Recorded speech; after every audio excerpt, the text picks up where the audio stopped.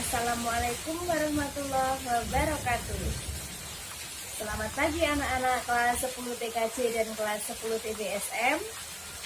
Tentunya kalian semua dalam keadaan sehat kan? Ya, jangan lupa cuci tangan, tetap berada di rumah dan selalu menjaga kesehatan. Dalam pertemuan kali ini kita akan mempelajari pelajaran kimia tentang persamaan reaksi.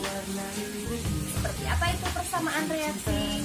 Bagaimana cara menyamakan agar reaksinya setara antara yang sebelah kanan dan yang sebelah kiri? Mari kita pelajari bersama-sama tentang persamaan reaksi berikut ini. Disimak ya baik-baik. Aturan yang pertama untuk menyetarakan reaksi adalah menetapkan koefisien pada salah satu zat. Biasanya adalah zat yang rumus kimianya paling kompleks diberi koefisien 1. Aturan yang kedua, setarakan terlebih dahulu unsur yang terkait langsung dengan zat yang diberi koefisien 1 tersebut untuk jumlah atomnya agar yang sebelah kiri dan yang sebelah kanan menjadi sama. Aturan yang terakhir, setarakan unsur yang lainnya. Kemudian yang terakhir adalah yang disetarakan adalah atom O. Contoh penyetaraan persamaan reaksi sebagai berikut ya. Misalkan setarakan reaksi berikut. CH4 plus O2 menjadi CO2 plus H2O. Itu belum setara, kemudian disuruh menyetarakan. Apa maksudnya setara? Maksudnya setara adalah jumlah atom antara yang sebelah kiri dan sebelah kanan itu adalah sama ya. Antara kiri dan kanan adalah sama. Nah, di sini untuk yang belakang ini ya, gas seperti ini itu hanya fase, tidak mempengaruhi dalam persamaan reaksi. Itu hanya sebuah kelengkapan agar mengetahui itu fasenya gas, apa padat, apa liquid seperti itu. Tapi yang berpengaruh di sini adalah angka yang mengikuti di belakangnya ini atau yang disebut dengan indeks. Ya ini ya namanya indeks. Atau yang angka di depan ini yang disebut dengan koefisien. Jadi dalam penyetaraan reaksi yang boleh diubah hanya koefisiennya saja ya. Yang boleh diubah hanya koefisiennya saja. Misalkan 2H2O itu yang boleh diubah hanya angka depannya ini.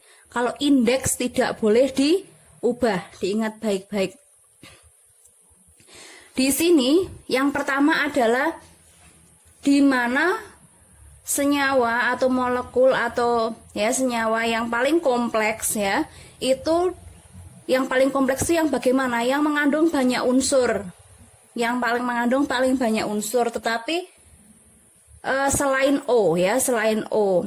Kalau misalkan ada lebih banyak unsur lagi yang selain hidrogen maupun oksigen. Tapi kalau di situ hanya ada beberapa unsur, suatu unsur, kemudian hidrogen dan oksigen, berarti yang bukan oksigen, karena oksigen itu disetarakan paling akhir nanti. Jadi di sini unsur yang paling kompleks adalah CH4. CH4 diberi koefisien dulu 1.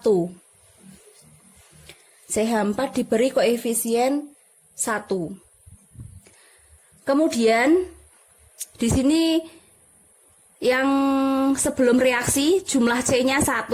Setelah reaksi 1 berarti sudah sama. Kalau sudah sama itu berarti sudah setara. 1, 1. Di sebelum reaksi hanya ada 4. Ini ya. Hanya ada 4. Sedangkan di setelah reaksi baru hanya ada 2. Berarti belum setara. Kemudian oksigennya sebelum reaksi ada 2. Setelah reaksi ada ini 1, ini 2, berarti 3. Berarti belum setara.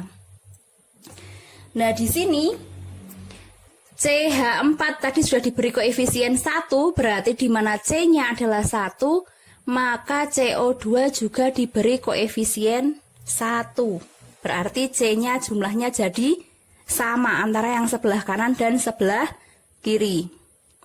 Kemudian tahap yang kedua, di sini hanya ada 4. Berarti yang setelah reaksi hanya juga harus ada 4 dong ya.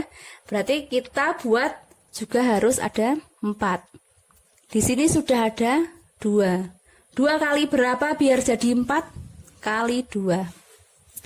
Maka diberi koefisien 2. Diberi koefisien 2. 2 kali 2, 4. Yang sini juga 4. Sudah setara. C-nya sudah setara. Yang belum setara tinggal apa?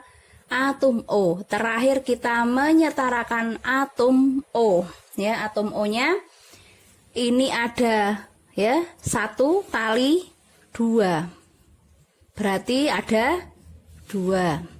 Ini ada 2 kali 1 ada 2.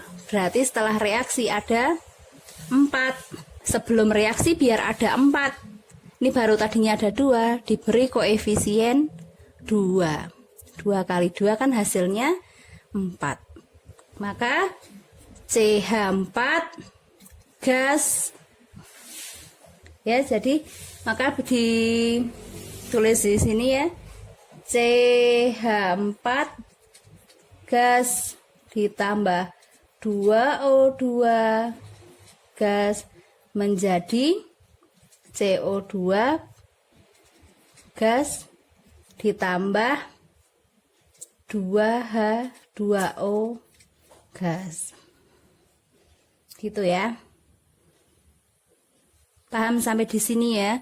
Kalau koefisien 1 tidak perlu ditulis. Itu tadi hanya untuk mempermudah saja agar kalian paham. Sampai di sini paham ya? Contoh yang berikutnya. Di sini setarakan reaksi berikut. Mg dengan fasenya S atau padat ditambah dengan HCl menjadi MgCl2 plus H2. Itu belum setara, maka kita harus menyetarakan. Kalau dilihat dari reaksinya ya, berarti yang paling kompleks adalah MgCl2 ya. Ini HCl kenapa kok tidak paling kompleks? Kan tadi sudah dikatakan di awal ya. Yang kalau ada unsur-unsur lain yang bukan H dan bukan O, maka yang paling kompleks adalah yang tidak H dan tidak O tadi ya. Di sini MgCl2 paling kompleks, berarti dia diberi koefisien 1.